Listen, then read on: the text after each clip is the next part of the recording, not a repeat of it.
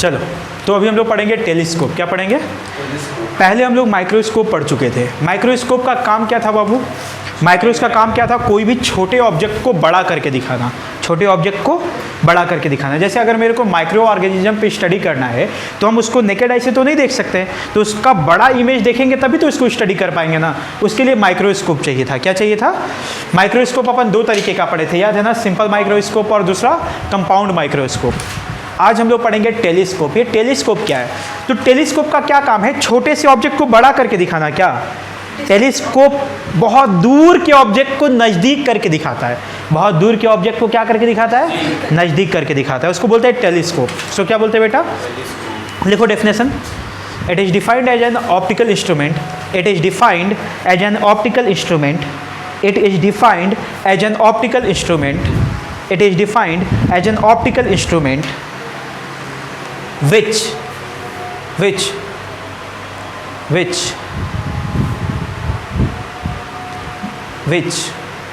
make the image of distant object, which make the image of distant object closer to our eye. Distant object closer to our eye. Closer to our eye.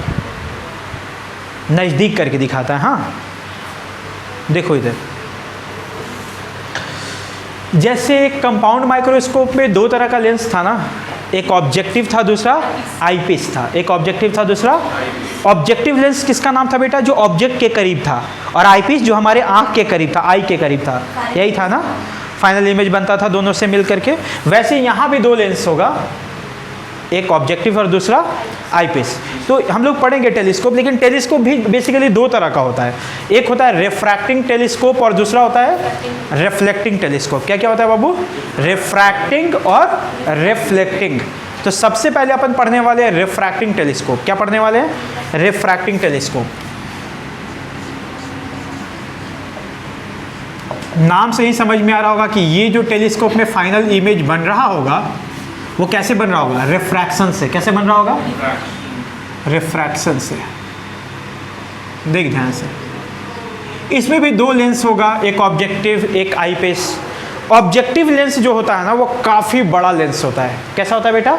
काफ़ी बड़ा, वो इतना बड़ा ऐसे। तो वो telescope नहीं होता, लेंस क्यों? बताए एक्चुअली बड़ा बड़ा टेलीस्कोप बड़ा बड़ा बनता है, ठीक है ना। वो जो टेलीस्कोप जो सुशांत सिंह राजपूत के पास था, वो भी देखा कि काफ़ी हेवी मशीन रहता, तो अंदर में काफ़ी बड़ा रहता है, छोटा सा नहीं रहता है, ठीक है, अच्छा खासा बड़ा रहता है। पर माइक्रोस्कोप देखोगे तो छोटा सा मशीन रहता है, छोटा छोटा लेंस रहता है, पर टेलीस्कोप में बड़ा बड़ा लेंस रहता है। आगे बात समझ में? देख, तो एक लेंस जो ऑब्जेक्टिव होता है वो बड़ा लेंस होता है, कुछ इस तरीके से।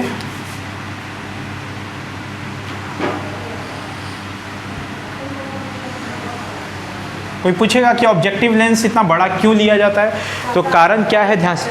हाँ, कहाँ से पढ़े हो? पढ़े हो कहीं ना कहीं से, ठीक। टेलीस्कोप का जो ये ऑब्जेक्टिव लेंस होता है वो बड़ा बनाया जाता है। क्यों? ताकि वो ज़्यादा से ज़्यादा लाइट को अपनी तरफ, मतलब लाइट को ज़्यादा कैप्चर कर पाए। क्यों कर पाए? तो तू सोचना, बचपन में जो माइक्रोस्कोप देखा है ना, वो माइक्रोस्कोप ऐसे करते थे, कागज़ पे कागज़ जलाते थे, ऐसे याद है? तो क्या होता था? हाँ, कागज़ जल जाता था बहुत देर तक अगर रखते तो क्या करते थे बेटा? अपन ऐसे ऐसे एडजस्ट करके क्या देखते, जहाँ एकदम ब्राइट जले, जहाँ एकदम मतलब जितना ज़्यादा रेज उसमें घुसेगा उतना ज़्यादा एक पॉइंट पे कन्वर्ज होगा ना, उतना ज़्यादा एनर्जी गिरेगा ना। सोच, इतना छोटा लेंस की जब इतना बड़ा लेंस लेता तो ज़्यादा लाइट घुसता, ज़्यादा कन्वर्ट करता, तो ज़्यादा जल्दी जलाता कि नहीं जलाता। तो ये लेंस क्यों बड़ा लिया जाता है बेटा? ताकि ज़्यादा से ज़्यादा रेज को कैप्चर कर पाए, ज़्यादा से ज़्यादा रेज को कैप्चर कर पाए, ठीक। ये ऑब्जेक्टिव लेंस हो गया। अब देखना क्या होगा, यहाँ पे हम लोग सबसे पहले एक प्रिंसिपल एक्सिस बना लेते हैं। चल, डिस्टेंट ऑब्जेक्ट को देखना, दूर के ऑब्जेक्ट को, जैसे चंद्रमा को, सूरज को, इन सबको स्टडी करना है। तो जब भी कोई बहुत दूर इन्फिनिटी से जब भी कोई लाइट आ रहा होता है तो क्या पैरेलल रेज आ रहे होते हैं? कैसे आ रहे होते हैं? पैरेलल रेज आ रहे होते हैं। तो मान लेते हैं बेटा कि यहाँ पे कोई एक ऑब्जेक्ट है आसमान पे, इन्फिनिटी पे, वहाँ से पैरेलल रे आ रहा है। एक रेज तो हम लोग मान लेते हैं कि ऑप्टिकल सेंटर से गुजर रहा है, ऐसा गुजर रहा है, और दूसरा एक ऐसा मान लेते हैं यूँ। जब भी दो पैरेलल रेज किसी भी लेंस से गुजरेगा तो जाकर के कहाँ कटता है? वो फोकस पे। कहाँ कटता है? फोकस पे। तो ये थोड़ा सा ऐसे रिफ्रैक्ट कर जाएगा बाबू, और यहाँ पे जाके कहीं कट जाएगा, ठीक। ठीक है, यहाँ पे आकर के कट गया। इसका मतलब इसके कारण यहाँ पे इमेज बन गया, और ये वाला जो पॉइंट होगा, this is the basically this is the image, this is the image. मान लेते हैं यहाँ पे ऐसे ऑब्जेक्ट होगा ए बी आसमान में कहीं पे, तो ये इसका इमेज बन गया ए डैश। बना क्या? ये जहाँ भी इमेज बना होगा उसको अपन क्या बोलेंगे? Focal length. क्या बोलेंगे? क्या बोलेंगे? Focal length. ऑब्जेक्टिव का इसलिए इसको दिखाते बेटा FO से। क्या से दिखाएंगे? FO से। ठीक, अब सुनना, एक और लेंस यहाँ पे रखा हुआ है, छोटा सा नॉर्मल सा लेंस।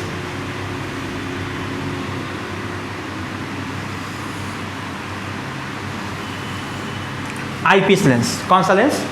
Eyepiece lens.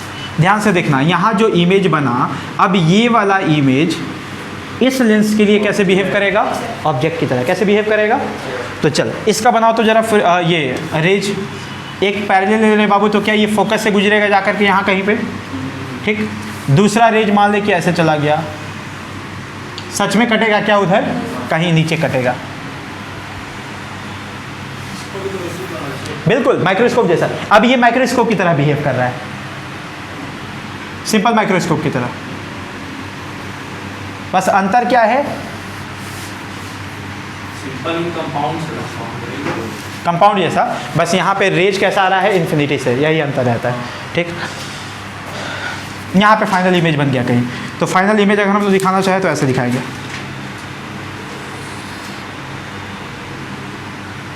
ये तुम्हारा होगा B डबल डैश, और ये हो गया तुम्हारा A।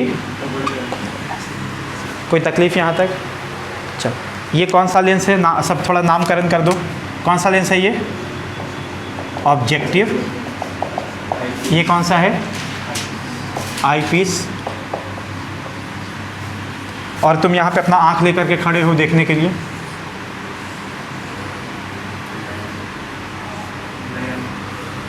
ठीक है, यहाँ पे देख रहे हो, तेरे को फाइनल इमेज ये दिखाई दे रहा है। कोई अगर तेरे से पूछे कि ऑब्जेक्टिव लेंस को क्यों बड़ा बनाया जाता है, तो बताओगे कि ज़्यादा से ज़्यादा लाइट कैप्चर करना चाहता है, ताकि जो इमेज बने वो मस्त ब्राइट बने। कैसा बने? मस्त ब्राइट बने। ठीक, चलो देखो बाबू, थोड़ा सा और कुछ लेवलिंग करते हैं। ये वाला जो इमेज बना, इस लेंस के लिए क्या बन गया? ऑब्जेक्ट ना। क्या बन गया? ऑब्जेक्ट। तो क्या मैं इसको ऐसे लिख सकता हूँ? ऑब्जेक्ट डिस्टेंस, ऐसा बाबू। ठीक, और ये क्या था? Focal length of the eyepiece lens, sorry objective lens. ये आईपीस था ना, यू। ठीक, आइए अब मेन हम लोग को माइक्रोस्कोप हो या टेलीस्कोप हो, मेनली हम लोग को क्या डिराइव करना चाहिए? Magnifying power. क्या डिराइव करना चाहिए? Magnifying power. तो जरा मैग्नीफाइंग पावर की बात करते हैं। यहाँ पे मैग्नीफाइंग पावर क्या होता है? याद कर, माइक्रोस्कोप का मैग्नीफाइंग पावर क्या लिखवाए थे? Beta by alpha. Visual angle of the final image divided by visual angle of the object kept at D. याद कर, था माइक्रोस्कोप में visual angle of the final image divided by visual angle of the object at D. याद कर, D पे जब image बनता था तो सबसे बड़ा दिखाई देता था, उससे कितना गुना बड़ा करके दिखाता है, उसी को मैग्नीफाइंग पावर बोलते थे। ठीक, तो यहाँ पे टेलीस्कोप में थोड़ा सा अंतर रहता है डेफिनेशन में मैग्नीफाइंग पावर का। क्या रहता है? ध्यान से देखना बेटा, ये this is the visual angle of final image. Final image का visual angle divided by visual angle of the object kept at D. यही ना बाबू? केप्ट एट डी नहीं रहेगा इसमें, क्योंकि क्या ये पॉसिबल है कि चंद्रमा को हम डी पे ला के रख के देखें? वो पॉसिबल नहीं है। तो बस यही अंतर रहता है। माइक्रोस्कोप में क्या रहता था? Visual angle of the final image by visual angle of the object at D, लेकिन यहाँ पे क्या है? Visual angle of the object, उसको डी पे ला करके देखा नहीं जा सकता, इसलिए वही रहता है बस। चल, इसी को बाद में अपन लिख देते थे बेटा, याद कर, बीटा अपॉन बीटा क्या है रे? फाइनल इमेज का विजुअल एंगल ना। फाइनल इमेज ये बन रहा है क्या बेटा? कौन सा विजुअल एंगल दिखाई दे रहा है? ये वाला देख, ये ना, यही ना। अच्छा, इसका ये अल्फा क्या था? ऑब्जेक्ट का विजुअल एंगल ना। तो ऑब्जेक्ट का विजुअल एंगल देख, तो ये वाला अल्फा दिखाई दे रहा है क्या बेटा? अगर ये अल्फा तो ये भी अल्फा, वर्टिकली अपोजिट एंगल होगा कि नहीं होगा? चल, दूसरी बात, क्या हम ऐसा मानते थे बाबू कि माइक्रोस्कोप हो, टेलीस्कोप हो या ऑप्टिक्स में पूरे में एक चीज़ कंसिडरेशन करके चलते थे कि जो भी एंगल होता है वो बहुत छोटा होता है ना। अगर बहुत छोटा होगा तो क्या मैं बीटा को tan बीटा लिख सकता था और इसको मैं tan अल्फा लिख सकता था? पुट कर जरा, tan बीटा ध्यान से देखो, इसमें इस ट्रायंगल में ध्यान से देखो, tan बीटा क्या दिखाई दे रहा है? A dash B dash by U E, by A dash B dash by U E into tan alpha देखो इस ट्रायंगल में A dash B dash by F O, A dash B dash by F O. F O क्या है रे बाबू? Focal length of the objective lens. हाँ, A dash B dash कट गया, क्या देख तो क्या मैग्निफिकेशन आ गया? F O by, this is the magnification of telescope. अब याद कर इसके बाद कैसा कहानी पढ़ते थे अपन, इसका मैक्सिमम कब होगा, मिनिमम कब होगा, यही सब देखते थे। तो जरा बात कर ले, मैक्सिमम देखना पड़ेगा यहाँ भी कि जैसे हम लोग अब ये देख रहे हैं ना, चंद्रमा को देख रहे हैं ना, रिलैक्स्ड स्ट्रेन तो नहीं होना चाहिए। होगा ना, इसमें भी होगा। देख जो इमेज बन रहा है वो तो तेरे को करीब दिख रहा है ना, इमेज तो तेरे को करीब दिख रहा है। अब उस इमेज को भी तू सबसे बड़ा देखना चाहता, तो तू क्या कोशिश करेगा कि जो मेरा इमेज बना है ना वो 25 सेंटीमीटर पे बने, डी पे बने, तो सबसे बड़ा दिखाई दे। और 25 सेंटीमीटर पे ही देख रहा है तो तेरा आंख दर्द देगा कि नहीं? सब कुछ यहाँ भी वही सब होगा, है ना। चल बता, अगर मैं मैक्सिमम एम की बात करूँ, for M maximum, maximum magnification की अगर मैं बात करता हूँ बेटा, तो बता इस लेंस के कारण जो इमेज बना, फाइनल इमेज, उसको कहाँ रखोगे कि तेरे को सबसे बड़ा दिखाई देता? डी पे रखते। कहाँ पे रखते? तो डी वाला टर्म, लेकिन इमेज तो बन गया ना। डी वाला टर्म क्यों नहीं है जब ऑब्जेक्ट के लिए डी वाला टर्म नहीं था, लेकिन जो इमेज बना है वो तो कहीं भी बन सकता है ना, वो तो डी पे बन सकता है ना। ठीक, तो बता ये जो इमेज बनना चाहिए वो कहाँ पे बनना चाहिए? मैक्सिमम मैग्नीफिकेशन डी पे बनना चाहिए। तो जरा इस लेंस की बात करो, इसके वजह से ये इमेज बना है ना फाइनली। तो देखना ध्यान से, हम लोग अगर आईपीस की बात करें तो इमेज आईपीस के लिए कहाँ पे बनना चाहिए बेटा?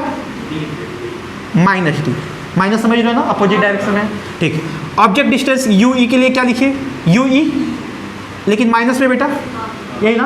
फोकल लेंथ क्या है बोल? एफ ई, पर प्लस में कि माइनस में? कन्वर्जिंग का हमेशा प्लस में ही रहता है ना। ठीक, कोई तकलीफ इसमें? पुट कर दो। फ्रॉम लेंस फॉर्मूला अपन क्या जानते हैं? हाँ, 1/v minus 1/u equals to 1/f, 1/v minus 1/u बराबर f। पुट कर तो बाबू, 1/v मतलब माइनस डी, u मतलब माइनस यू ई और f बराबर f। ऐसा क्या? तो देखिए यहाँ से ये माइनस माइनस प्लस हो जाएगा, 1/d उधर चला जाएगा क्या? तो तुमको दिखाई दे रहा होगा बेटा 1/u बराबर 1/d प्लस 1/f, दिखाई दे रहा है क्या? पुट कर दो मैग्निफिकेशन में, तो एम मैक्सिमम कितना आ जाएगा? देख ध्यान से, F O into 1/d plus 1/f। देख तो, दिख रहा है? मैं क्या करूँगा ना, दोनों साइड से एफ ई कॉमन ले लूँगा, इसमें से अंदर से एफ ई क्या ले लूँगा? बोलो कि सर यहाँ तो एफ ई है ही नहीं, तो एक एफ ई ऊपर मल्टीप्लाई अज्यूम कर लो और एक एफ ई यहाँ अज्यूम कर लो, तो एफ ई बाहर निकाल सकते हो। तो क्या दिखाई देगा? देख, F O by F E, F E यहाँ था ना, हाँ, तो 1 plus F E by D. देख यहाँ से एफ ई पूरा निकाल दिया तो 1 बच गया था, प्लस यहाँ एफ ई था, एफ ई निकल गया था तो एफ ई बाई डी बची। ठीक है, नहीं बुझा रहा है तो मल्टीप्लाई करके देख लो। ठीक, तो this is the M maximum, F O by F E 1 plus F E by D. Jharkhand board में ये सब पूछा है तो याद रखना, तेरे में भी पूछ सकता है, तो डेरिवेशन अच्छे से करके जाना। हाँ, डेरिवेशन हाँ आ सकता है, ध्यान रहे। एम मैक्सिमम दिख गया क्या? एम मिनिमम ऐसे ही बता सकते थे अपन, बता यहाँ पे बता देते एम मिनिमम के लिए। फॉर एम मिनिमम के लिए बताओ, एम मिनिमम के लिए जो हमारा इमेज बनना चाहिए, हम लोग को कब मिनिमम बनता था, रिलैक्स आई से कब देख पाते थे? जब इमेज कहाँ बनता था? काफ़ी दूर बनता था। दूर मतलब इन्फिनिटी मान सकते हैं। तो मैं कह सकता हूँ बेटा कि जो इमेज बनेगा आईपीस के लिए वो कहाँ बनेगा? Minus infinity, object minus you ई, और एफ को क्या लिख सकते हैं बेटा? प्लस एफ ई। पुट कर दे लेंस फार्मूला में तो क्या हो जाएगा? 1/v minus 1/u equals to 1/f। तो 1/v minus 1/u equals to 1/f। ये तो जीरो हो गया ना बाबू, तो तुम्हें क्या दिखाई दे रहा है 1/ue बराबर 1/fe। पुट कर दे 1/ue की जगह पे, तो ए मिनिमम तेरे को दिखाई दे रहा होगा FO/F। This is the M minimum magnification. FO/FE maximum magnification, FO/FE 1 + FE/D। कोई दिक्कत? ध्यान से देखो, कोई दिक्कत हो तो पूछो।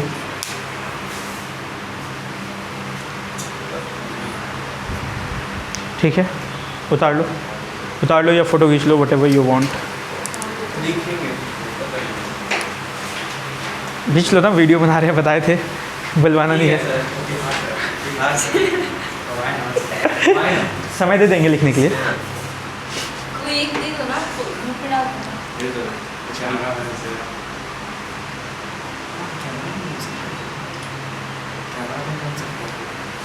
हो गया? देखो रिया रुक जाओ, इसमें इंपॉर्टेंट बात मैं फिर से एक बार रिपीट कर दे रहा हूँ। देखो मोबाइल रखो।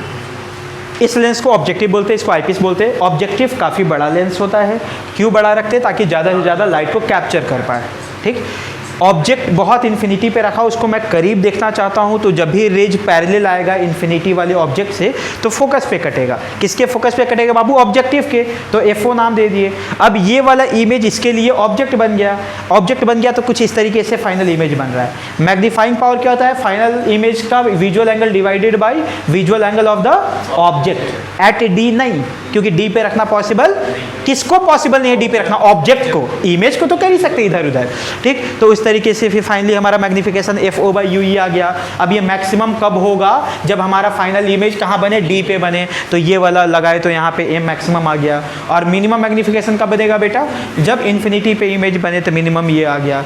इन दोनों में एक कुछ फ़ायदा है तो कुछ नुकसान भी था। यहाँ पे फ़ायदा ये था बेटा कि मैक्सिमम मैग्निफिकेशन मिल जा रहा था, पर नुकसान क्या था? स्ट्रेन्ड आई, आंखों में दर्द हो जा रहा था। वहाँ पे क्या फ़ायदा क्या था? कि रिलैक्स आई से देख पा रहे थे, पर नुकसान क्या था? कि मैग्निफिकेशन कम है थोड़ा। मैग्निफिकेशन कम है थोड़ा। कोई तकलीफ है? अब इसको थोड़ा सा ये समरी टाइप में फॉर्मूला याद करवा देते हैं। डिलीट करें इसको।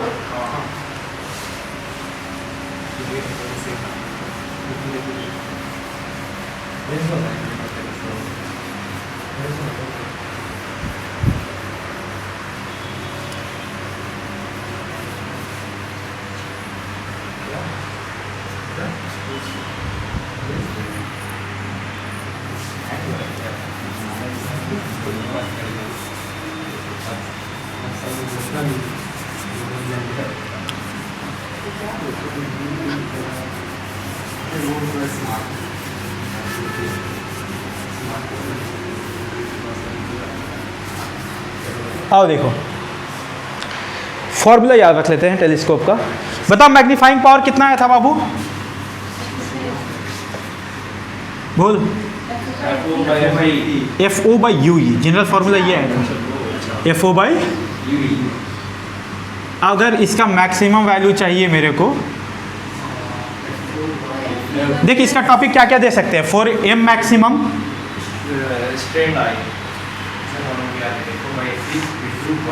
मैक्सिमम मैग्निफिकेशन, या फिर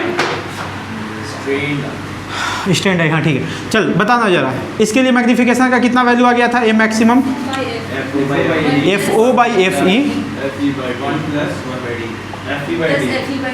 ऐसा। ठीक है बाबू, पर इसमें प्रॉब्लम क्या था? दिक्कत क्या थी? स्ट्रेन्ड आई।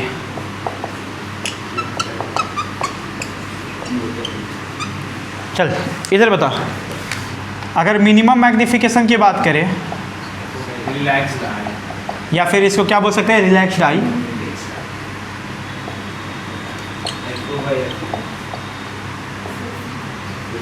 बोल मैग्निफिकेशन कितना आया था?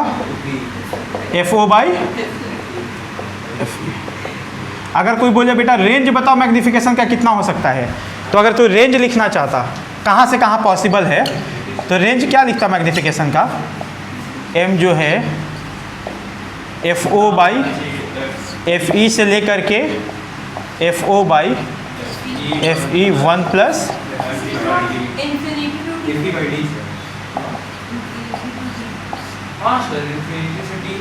अरे इमेज ना, वो इमेज ना वहाँ से वहाँ बन रहा है, हम मैग्निफिकेशन का रेंज पूछ रहे हैं, इमेज का रेंज नहीं पूछ रहे हैं।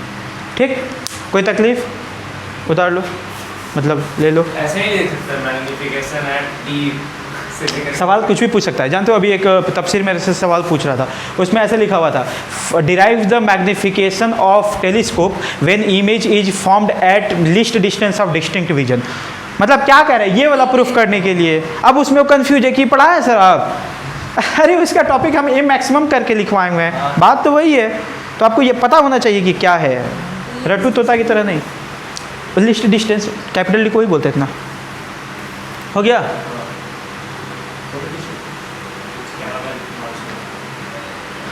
हो गया? चलो देखो, तो ये था हमारा क्या था बेटा, टेलीस्कोप। लेकिन कौन सा टेलीस्कोप था ये? Refracting telescope. क्या था? रिफ्रैक्टिंग, रिफ्रैक्शन हो रहा था ना लेंस में, ठीक। लेकिन इसमें कुछ कुछ तकलीफ है, कुछ कुछ ड्रॉबैक्स है, लिमिटेशन है इस लेंस में, इस टेलीस्कोप में। क्या क्या तकलीफ़ें हैं सुनो। देख, ये जो लेंस होता है ना, ऑब्जेक्टिव लेंस, वो काफ़ी बड़ा होता है ना। शीशा का इतना बड़ा लेंस बना पाना काफ़ी मुश्किल होता है, काफ़ी दिक्कत आता है। समझ में आया? ग्लास का लेंस बना पाने में ही मुश्किल होता है, ठीक है। तो सबसे पहला प्रॉब्लम क्या होता है इसका बेटा? मैन्युफैक्चरिंग प्रॉब्लम है, डिफ़िकल्टी इन मैन्युफैक्चरिंग, पहला चीज़। दूसरी बात, अगर तो ग्लास का लेंस बनाएगा, ये लेंस हम लोग लेते हैं तो 800-900 का पड़ता है नॉर्मल लेंस, तो इतना बड़ा लेंस बनाओगे तो काफ़ी लाखों का पड़ सकता है ना, काफ़ी महंगा रहता है, काफ़ी महंगा। तो वो बहुत कॉस्टली भी रहता है, टेलीस्कोप तो कॉस्टली रहता ही है। रहता है, इसीलिए कॉस्टली रहता है। तो इसीलिए कॉस्टली रहता है क्योंकि लेंस कॉस्टली रहता है। ड्रॉबैक क्यों होता है? जो कॉस्टली है तो कॉस्टली है तो वही तो दिक्कत है। तू खरीद सकता है क्या? तेरे को चंद्रमा देखना है, तुम खरीद सकता है क्या? नहीं खरीद सकते क्योंकि बहुत महंगा। पर वही बहुत सस्ता रहता तो तू खरीद करके देख सकता था। तो ये तुम्हारे लिए दिक्कत ही है ना। हाँ, तुम अब मतलब पैसा बहुत है, then it's not the problem for you. हाँ हाँ ठीक।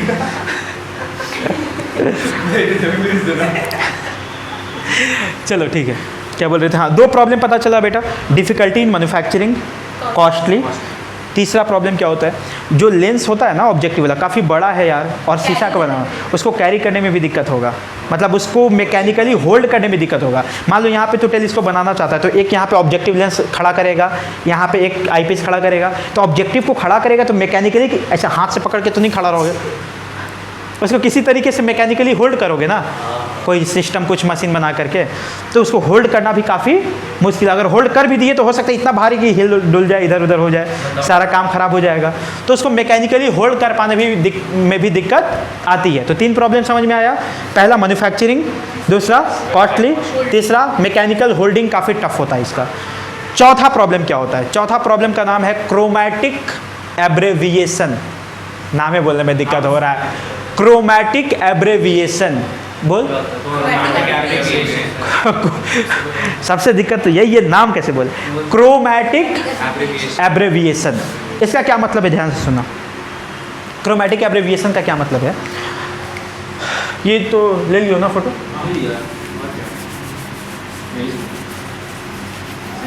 लिखो जरा टॉपिक का नाम, ड्रॉबैक्स ऑफ। हाँ हाँ छोड़ना है, दो पे छोड़ दो।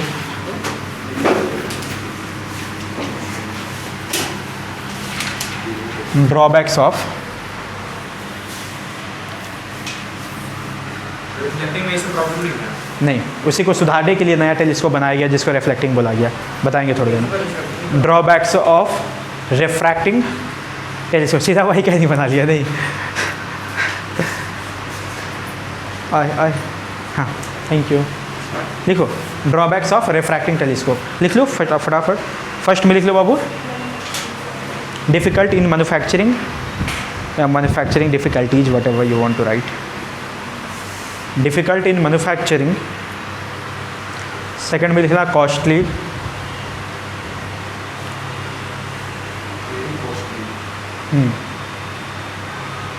ब्रैकेट में फॉर गरीब लोग, वेरी कॉस्टली। हाँ, नेक्स्ट में लिख लेना कॉस्टली के बाद बाबू, it's tough to hold mechanically. It's tough to hold mechanically.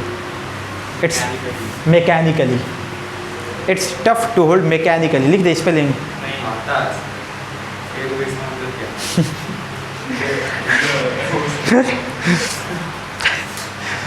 It's tough to hold mechanically. हाँ 3 प्रॉब्लम समझ में आया। चौथा क्या बोले बेटा, क्रोमैटिक एब्रेविएशन। इसका क्या मतलब है, ध्यान से सुन।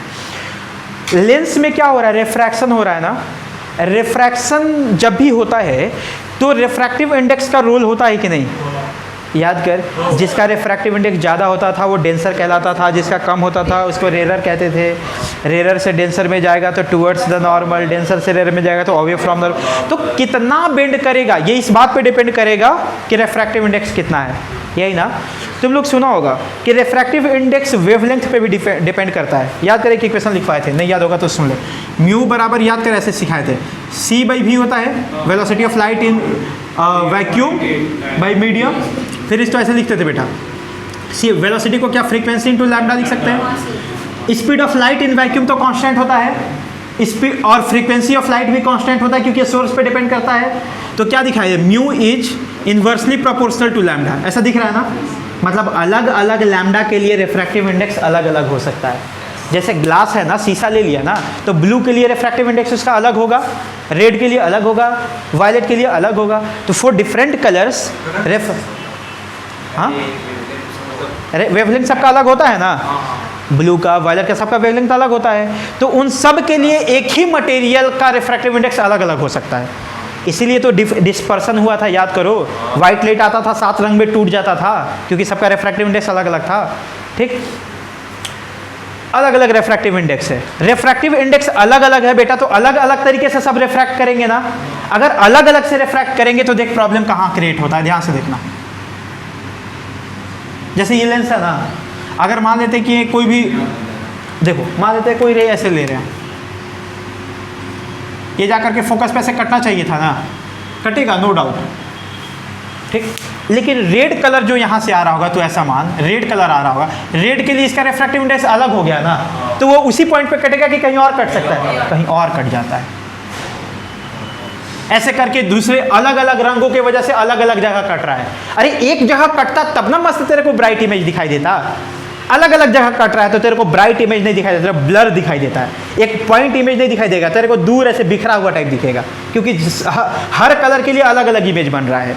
तो फॉर डिफरेंट कलर्स इमेज अलग अलग बन रहा है तो आपको ब्लर दिखाई देगा। इसी प्रॉब्लम को क्या बोलते हैं बेटा, क्रोमैटिक एब्रेविएशन। क्या बोलते हैं, क्या बात समझ में आ गई? क्रोमैटिक एब्रेविएशन का क्या मतलब, for different colours there are different refractive index, इसलिए जो इमेज बनेगा वो अलग अलग पॉइंट पर बनेगा जो कि ब्लर होगा। इस प्रॉब्लम को ही क्या बोलते हैं, क्रोमैटिक एब्रेविएशन। कोई तकलीफ?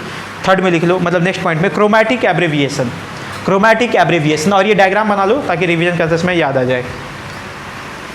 लैंग्वेज में नहीं, कुछ लिखना नहीं, नहीं जरूरत नहीं। अच्छा लिखवा देंगे थोड़ी देर में, जगह छोड़ना। क्रोमैटिक एब्रेविएशन, ये डायग्राम बना लो बाबू।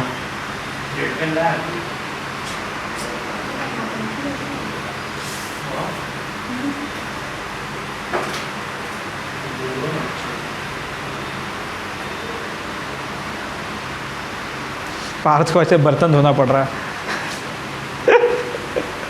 दीदी से लड़ाई भी होता होगा ना खाने के लिए? हाँ हाँ, झगड़ नहीं होता दीदी से? वाह क्या अच्छी बात है। मेरे दीदी के साथ तो मतलब डेली आतंक होते रहता था यार। हम स्कूल से आए तो मेरा कपड़ा मतलब ऐसा फेंका हुआ रहता था ना, कभी लात भी उसका पैर पड़ जाता था। मेरी दीदी के साथ बहुत लड़ाई होता था, बहुत। और जितना मतलब उसको मारते उतने मेरे पापा मेरे को मारते थे। और इससे हम लोग दोनों के बीच में दुश्मनी बढ़ता जाता था। तुम्हारे वजह से लात खा रहे डेली हम। हाँ सही बोल रहा है, सही में हम लड़के हैं यार, बहुत दुख है हम लोगों को। ऐसा कुछ नहीं। हाँ हाँ, जब भाई को पिट, ये तो मासूम है इसलिए कहती है। क्या बात? मासूम नहीं है, मासूम है। वो दिखाओ।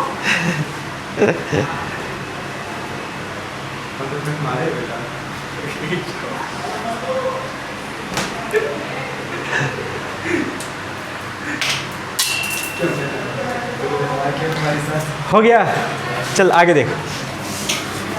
एक और होता है बेटा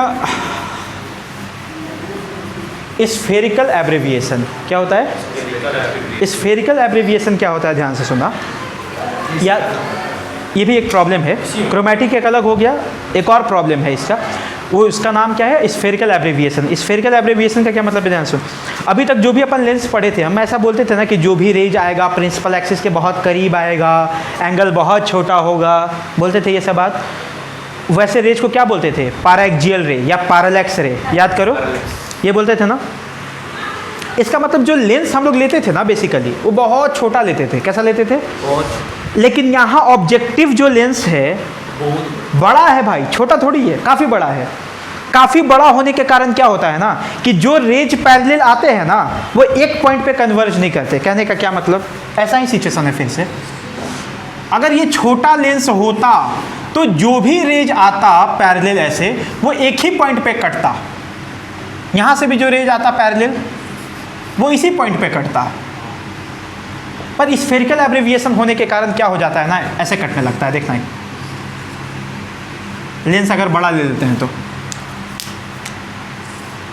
अलग अलग कलर्स नहीं बनाते, इसे बनाते। ये बहुत करीब नहीं है, काफ़ी बड़ा लेंस है तो दूर से भी आ रहा है। तो एक मान लेते हैं यहाँ कट गया कहीं पे, यहाँ पे एक, यहीं पे कट गया। अगेन इमेज अलग अलग पॉइंट पे बन रहा है। समझ पा रहे हो? अगेन इमेज क्या बन रहा है? अलग अलग पॉइंट पे बन रहा है। तो फिर से एक पॉइंट पे इमेज नहीं बन रहा है, तो शार्प इमेज, ब्राइट इमेज हम लोग को दिखाई नहीं दिखाई दे, फिर से ब्लर दिखाई दे रहा है। ब्लर दिखाई देने का दो कारण, एक तो लाइट के कारण अलग अलग जगह कट गया, दूसरा इस लेंस के बड़े होने के कारण अलग अलग कट जा रहा है। तो हम लोग को इमेज अच्छा नहीं दिखाई देता इस तरह के टेलीस्कोप से। आए बात समझ में? फिर बनाए का इतना मेहनत करके, क्योंकि ये बनाए तभी हम लोग और अच्छा बना पाएंगे। आगे बात समझ में? लिख लो spherical aberration. Next problem, spherical aberration. Spherical aberration, तुम लोग मानो ना मानो, ये जो क्लास में अभी पढ़ रहे हो ना, ऐसा क्लास तुम्हारे लिए आखिरी होगा। क्योंकि अगर इसके बाद इंजीनियरिंग में चले जाते हो या मेडिकल में चले जाते हो, फिर पढ़ना ही कहाँ है जो ऐसे पढ़ोगे? फिर तो लाफा शूटिंग है बस। लाफा शूटिंग मतलब फालतू टाइम वेस्ट, टाइम पास। तेरे को तो पढ़ना है बिल्कुल।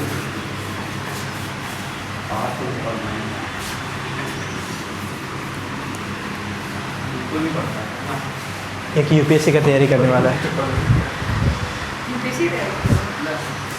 बोला था। क्या करेगा? चलो अब केमिस्ट्री बहुत अच्छा पढ़ लो और फिर आना यहाँ साथ में कोचिंग चलाएंगे हम लोग। तुम मेरा मैनेजमेंट देख लेना, मार्केटिंग देख लेना, ठीक है? फंड, वाह। या तो आज से स्टार्ट करते हैं।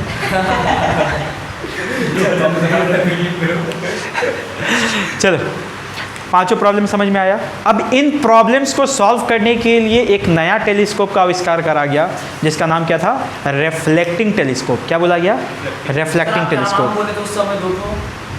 रिफ्रैक्टिंग, अच्छा वो दूसरा नाम है, बताएंगे वो क्या है, वो अभी आ रहा है आगे। रिफ्लेक्टिंग का टाइप है वो। टेलीस्कोप दो तरह का, रिफ्रैक्टिंग और रिफ्लेक्टिंग। रिफ्रैक्टिंग अपन पढ़ चुके, प्रॉब्लम देख चुके, 5 प्रॉब्लम आता है। पहला प्रॉब्लम क्या था रे बेटा? Difficult in manufacturing, cost, carry करना मुश्किल है, मैकेनिकली होल्डिंग, दोनों एब्रेविएशन, स्फेरिकल और क्रोमेटिक। क्रोमेटिक का क्या मतलब होता है? कलर के वजह से अलग अलग कट रहा है, और स्फेरिकल का के बड़ा होने के कारण अलग अलग जगह कट रहा है। ठीक, अब लिखो सेकंड में रिफ्लेक्टिंग टेलीस्कोप। रिफ्लेक्टिंग टेलीस्कोप, हाँ ठीक है ना, कोई इसमें कुछ लिखना भी नहीं, केवल डायग्राम बना के सब हो जाएगा काम, मतलब मैथमेटिकल कैलकुलेशन नहीं है। तुम पढ़ी, स्कूल में पढ़ी है क्या बेटा? खुद से भी पढ़ देती हो?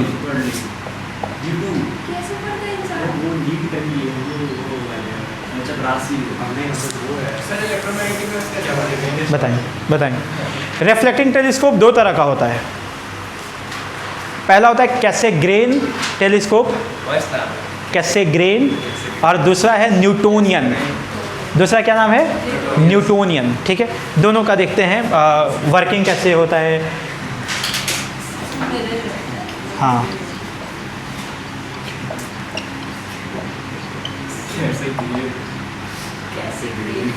कैसे कैसे कैसे करेंगे? और दूसरा क्या होता है न्यूटोनियन। नोटोरियस। Newtonian telescope. देखो कैसेग्रेन टेलीस्कोप क्या है, जाओ जाओ जाओ जाओ ले लो। अब आगे भी है। एक काम करना ना, थोड़ा सा भर के ऐसे ऐसे करके बाहर फेंक क्या था पहले, बताएंगे कि उसका आप ऐसे बोल दिए कि ये नहीं बोला धोलना, ऊपर वाला इतना सेक कर रहा है एकदम, लग रहा है कि फ्यूचर में वही सब करना, शेकर बनना है।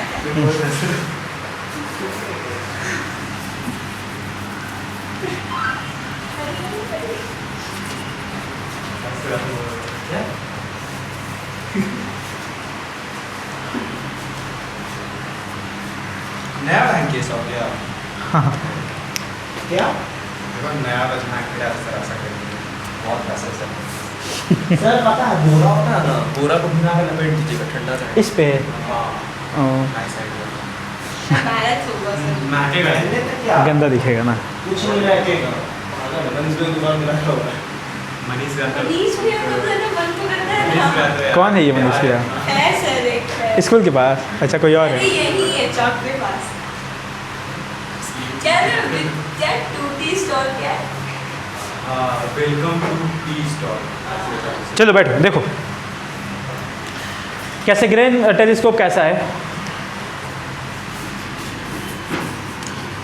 जो ऑब्जेक्टिव लेंस होता है ना, उसके जहाँ पे हम लोग इस बार क्या लेंगे, एक मिरर लेंगे, स्फेरिकल मिरर, कॉनकेव मिरर। आगे बात समझ में, देख ध्यान से। मिरर। हाँ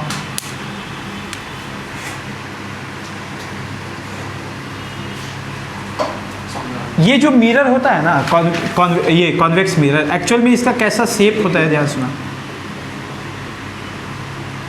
पैराबोला का नाम सुना है तुम लोग? हाँ सर। ये पैराबोला शेप का रहता है, ठीक है। इसलिए इसका नाम क्या दिया गया बेटा? इसका नाम क्या दिया गया है? पैराबोइडल। क्या नाम दिया गया है? पैराबोइडल स्फेरिकल मिरर।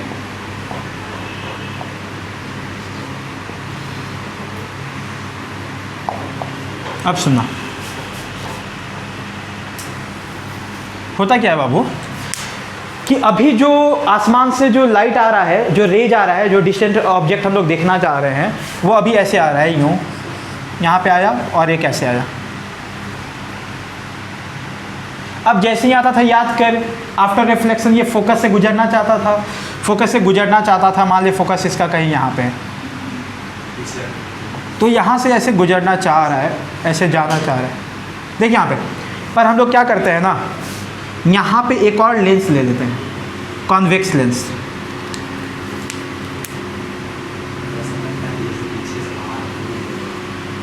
एक और लेंस ले लिए तो होगा क्या, ध्यान से सुन। रेज ऐसे जो यहाँ से टकरा के आया, जाना चाहता था सेंटर पे पर जा नहीं पा रहे। जाने से पहले हम लोग एक और यहाँ पे मिरर ला के रख दिए, ठीक। मिरर क्या भी बोल रहे? मिरर, मिरर सॉरी, लेंस नहीं, मिरर, कॉन्वेक्स मिरर। अब ये टकरा के उधर जाएगा क्या? अब इधर से टकरा के ऐसे जाएगा। अब ये टकरा के जाएगा तो फिर यहाँ से ना टकरा जाए, इसलिए यहाँ पे हम छेद कर देते हैं। अरे ऐसा ही है, हम क्या करें? अरे ऐसे ही है तो हाँ वो डब्ल्यू बना के अंदर चला जाता है। हाँ IPs के। देखो ना, अभी ये हम इसलिए तुम लोगों को ऐसे करके बता रहे ताकि तुमको समझ में आए कि क्यों कैसे सोचा गया होगा, ठीक है ना। हम डायरेक्टली बना सकते थे, यहाँ पे तोड़ देते हैं बेटा। अब देखिए यहाँ से रेज ऐसे जाएगा, यूँ,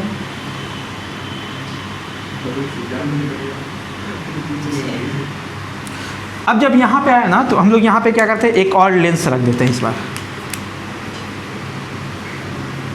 लेंस। अब लेंस लगा दिया, हाँ। अब ये लेंस क्या करेगा ना,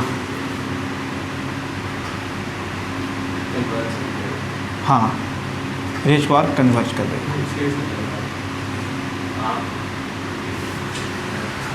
समझ आया? और तुम अपना आँख लेकर के यहाँ खड़े हो, ऐसे लेके खड़े, तो यहाँ से रेज आ रहा है तो देख तेरे को लग रहा है कि यहाँ से इमेज आ रही है, इमेज यहाँ बन रहा है। अब इससे क्या क्या प्रॉब्लम सॉल्व होता है ये सुनो। प्रॉब्लम कहाँ सॉल्व हुआ सर? वो जो 5 प्रॉब्लम आया था, प्रॉब्लम सारा सॉल्व हो जाता है। देख कैसे बाबू, कॉस्ट भी कम। सबसे पहला वो लेंस था तब ना रिफ्रैक्शन हो रहा था, और रिफ्रैक्शन होने के कारण सबका ये रिफ्रैक्टिव इंडेक्स अलग अलग था ना, जिसके कारण अलग अलग जाकर के कट जा रहा था। यहाँ तो रिफ्रैक्शन हो ही नहीं रहा है, तो ऐसा कोई तकलीफ नहीं है। मतलब कौन सा प्रॉब्लम सॉल्व हो गया? क्रोमैटिक एब्रेविएशन। दूसरा स्फेरिकल एब्रेविएशन भी सॉल्व हो जाएगा अगेन, क्योंकि लेंस नहीं है तो दूर दूर क्या जाएगा, ठीक, वो भी सॉल्व हो गया। तीसरा प्रॉब्लम, एक ऐसे मिरर रखना ज़्यादा आसान रहेगा मैकेनिकली होल्ड करना, या इतना बड़ा लेंस होल्ड करना आसान रहेगा? मिरर पतला सा ऐसे है, हल्का है ना, हल्का है ना, लेंस भारी होगा ना, मटेरियल का भरा हुआ है, तो ये ज़्यादा फिर उसको टफ होगा। हल्का होगा तो ज़्यादा आसान होगा, हल्का होगा तो, क्योंकि देख भारी रहेगा अगर तू होल्ड करेगा तो हो सकता है कि अपने वेट के कारण इधर उधर थोड़ा बहुत हो जाए, पर एकदम हल्का है तो टाइट रहेगा मस्त। ठीक है, कोई दिक्कत?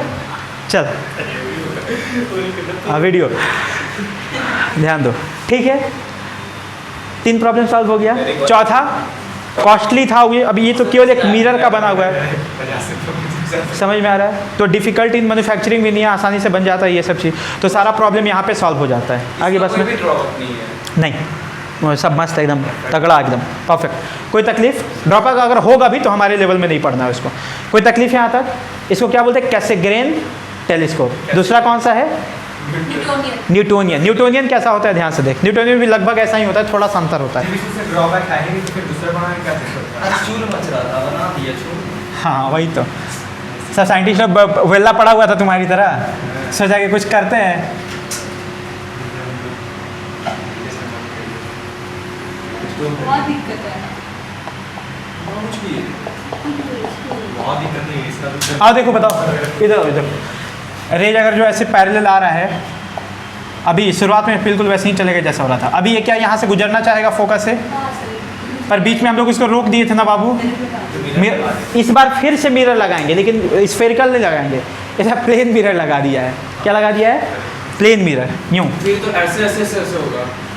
देखो बता रहे, इस बार मिरर ऐसे ऐसे लगा दिया, टेढ़ा क्यों? टेढ़ा लगाया जाता है 45 डिग्री पे। क्यों? अब ऐसा बनाया हम लोग, बस हम लोग को पढ़ना है, ज़्यादा दिमाग लगा।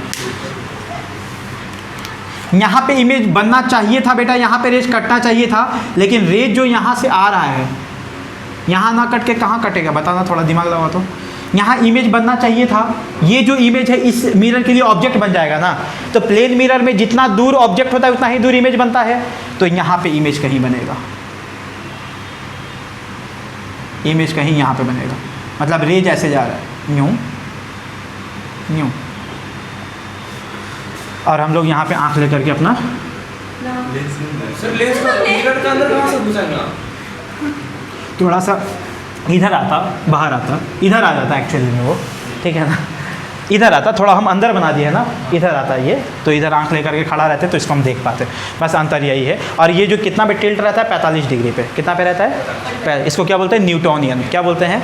And this is all about telescope. Thank you. ना समझ में आया तो फिर से देखो, लाइक करें, सब्सक्राइब कमेंट करके पूछो कहीं प्रॉब्लम हो तो, और नहीं तो लाइक करो, करो। सब्सक्राइब करो।